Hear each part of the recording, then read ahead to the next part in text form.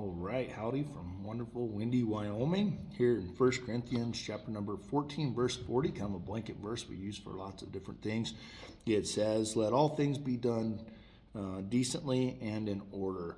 And so we're going to talk a little bit about forms today. Forms are an important part of our ministry, and so specifically we're going to talk about abuse and neglect forms. And while forms can seem very tedious, some people don't really like, to have to sit down and fill them out. They're an important part of our ministry, and many times have been used after the fact, maybe many years even, in court cases and different things to provide protection for those that were in situations that filled out those forms. And so we can go back to those incidents and sometimes take away valuable information because somebody filled out paperwork. And so it's always good to have too much information than not enough in those cases. And so on a form that is the abuse and neglect, those are kept in our teacher resource center. Every ministry is going to have hopefully a spot that they keep those. We have them in a filing cabinet. And so they're available to anybody. And what it is it's required by the government for anyone teaching to fill out any form, fill out a form for any suspected abuse or neglect within the children. So, it can be that the child tells you something.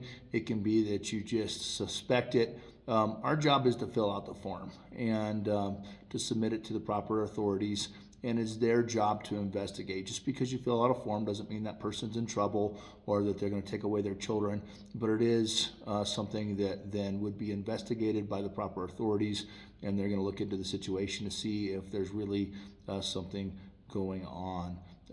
And so that's required by law. And so in our church, what happens is you fill out the form, and then that's turned immediately into the youth director.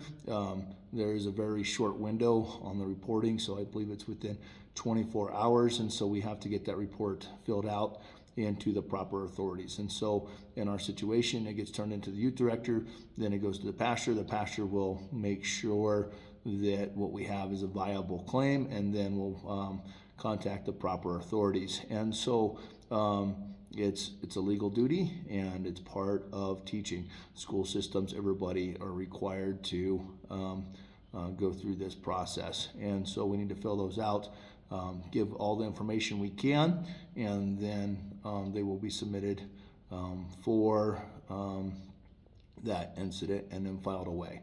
Remember, anytime you do a form like this is confidential. It's not something that we share with others, just those that are directly related to that, so the youth director or the pastor.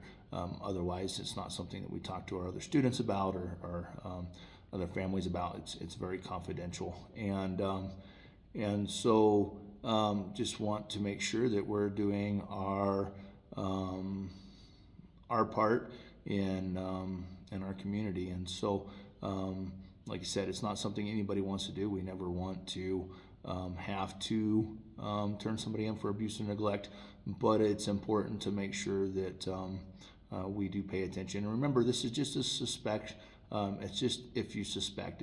You don't have to have any kind of actual proof. You're not the investigator. They have people that do that. So if the child tells you that they're starving to death and their parents never feed them, and they send an investigator to their house and their cupboards are slap full and the fridge is slap full and the kids are healthy, they're going to be like, okay, then the kids just kind of told a story.